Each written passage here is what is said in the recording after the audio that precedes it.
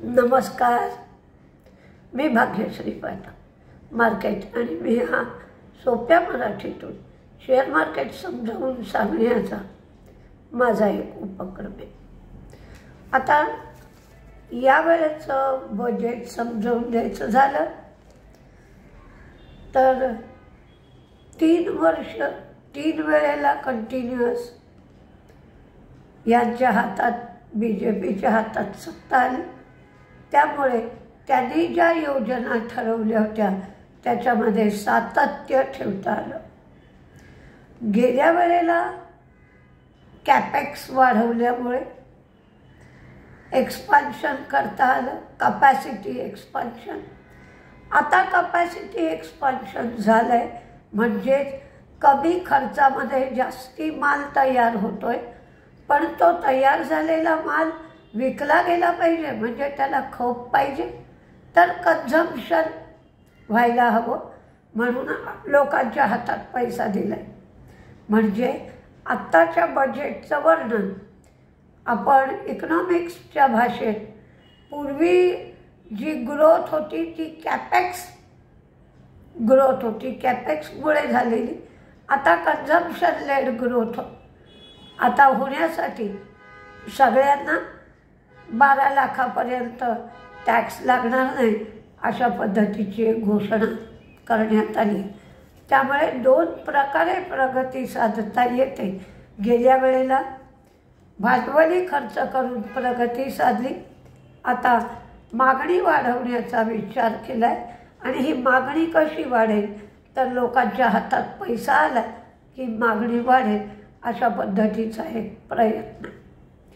त्याचबरोबर ट्रम्पने टॅक्स लावल्यामुळे केमिकल इंडस्ट्रीला फायदा होईल, तर त्याच्यामध्ये Jubilant Ingrevia, Sumitomo, UPL, PI industry, SRF, Navin Fluorine या सगळ्यांना आत्ताचं जे टॅरिफवर आहे त्याच्यामध्ये या लोकांना त्याचा अप्रत्यक्षरित्या फायदा मिळणार आहे।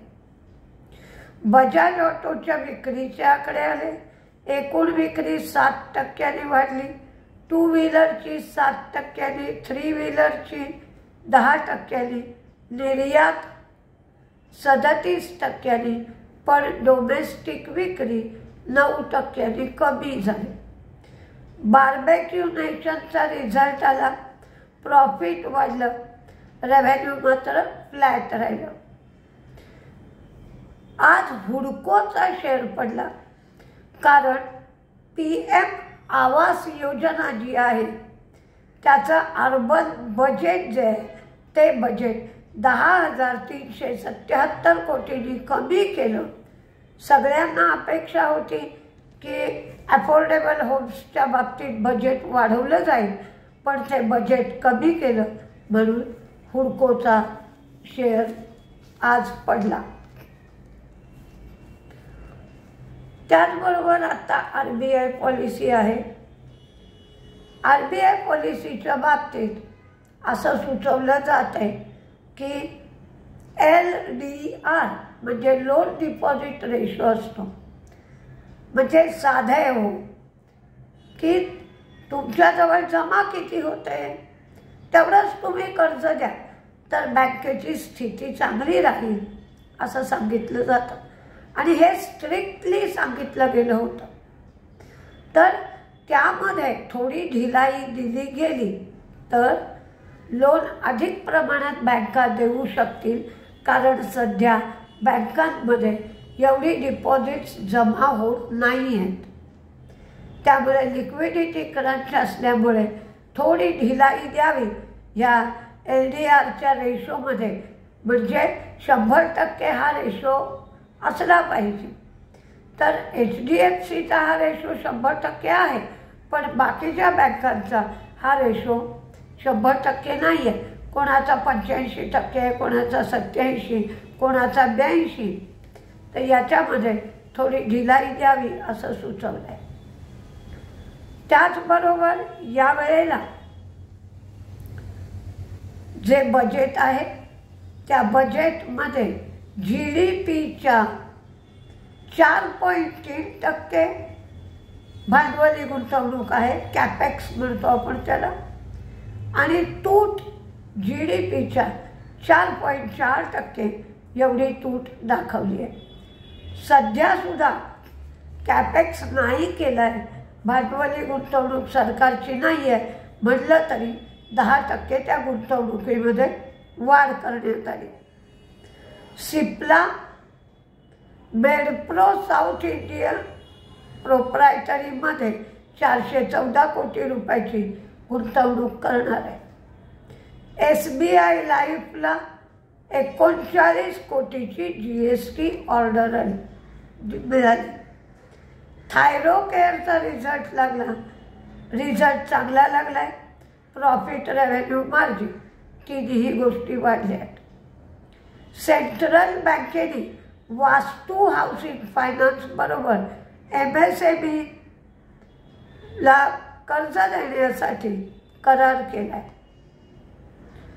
आता अमेरिकेने कॅनडा आणि मेक्सिकोवर टॅरिफ लावले तर कॅनडाने सुद्धा 25% अमेरिकेवर रिटॅलिएशन टॅरिफ लावले. पेटीएमची सबसिडियरी 8.7 कोटीची गुंतवणूक LICमध्ये करणार आहे. धनुका ॲग्रीटेकचा पण रिझल्ट चांगला आला. प्रॉफिट, रेव्हेन्यू, मार्जिन वाढलं. दम कॅपिटल प्रॉफिट वाढलं, रेव्हेन्यू वाढलं. बरेचसे रिझल्ट आपल्याला चांगले आलेले आज दिसले. शक्ती पंप हिने DCR सेल बेस्ड सोलार मॉड्यूलच्या सप्लायसाठी आधी एक ॲग्रीमेंट केलं होतं. त्या ॲग्रीमेंटची मुदत वाढवली. EIL म्हणजे इंजिनियर्स इंडिया लिमिटेड यांना 1200 कोटीची ऑर्डर अकॅडमिक संस्थेकडून मिळाली. प्रोजेक्ट मॅनेजमेंट कन्सल्टन्सीसाठी ही ऑर्डर मिळाली. भारताचा जानेवारीचा मॅन्युफॅक्चरिंग PMI 57.7% एवढा आला. पूर्वीचा 56.4% होता. रॉयल ऑर्चिडने गुजरातमध्ये एकता नगर इथे नवीन रिसॉर्ट उघडणार असं सांगितलं. बॉशला 78 कोटीची बंगलोर GST डिपार्टमेंटकडून GST आणि त्याच्यावरची पेनल्टी अशी 78 कोटीची ऑर्डर मिळाली. डिव्हिज लॅबचा रिझल्ट सुंदर आला. त्यांचा प्रॉफिट, रेव्हेन्यू, मार्जिन सगळ्याच गोष्टी वाढल्या. प्रॉफिट 589 कोटी, रेव्हेन्यू 2319 कोटी, तर मार्जिन 32%. कल्याणी स्टीलचं प्रॉफिट कमी झालं, मार्जिन कमी झालं, रेव्हेन्यू वाढलं. KPR मिल्स प्रॉफिट वाढलं, रेव्हेन्यू वाढलं, मार्जिन कमी झालं. कामत हॉटेल प्रॉफिट कमी, रेव्हेन्यू वाढलं, मार्जिन वाढलं. त्याचप्रमाणे मॅरिकोने सांगितलं की आता त्यांची अर्बन एरियामध्ये चांगली प्रोग्रेस होईल आणि ते एशिया, आफ्रिकेमध्ये सुद्धा निर्यात वाढवत आहेत. प्रमोटरचा स्टेक 59% एवढा आहे. स्नोमॅन लॉजिस्टिक्स ही फायद्यातून तोट्यात गेली. खराब रिझल्ट आला. ट्यूब इन्व्हेस्टमेंटचं प्रॉफिट कमी झालं, रेव्हेन्यू वाढलं, मार्जिन वाढलं. त्यांनी 2 रुपये डिव्हिडंड दिला. पॉली मेडिकल रिझल्ट छान आला. प्रॉफिट, रेव्हेन्यू, मार्जिन सगळंच वाढलं. आदित्य बिर्ला कॅपिटल प्रॉफिट कमी झालं, रेव्हेन्यू, मार्जिन वाढलं. अलेम्बिक फार्मा प्रॉफिट कमी, मार्जिन कमी, तर रेव्हेन्यू मात्र त्यांचं वाढलेलं आहे. Stove craft, STOVECRAFT, stove craft, result चांगला आला, प्रॉफिट वाढलं, रेव्हेन्यू वाढलं, मार्जिन वाढलं. गेटवे डिस्ट्री पार्कचा सुद्धा रिझल्ट चांगला आला.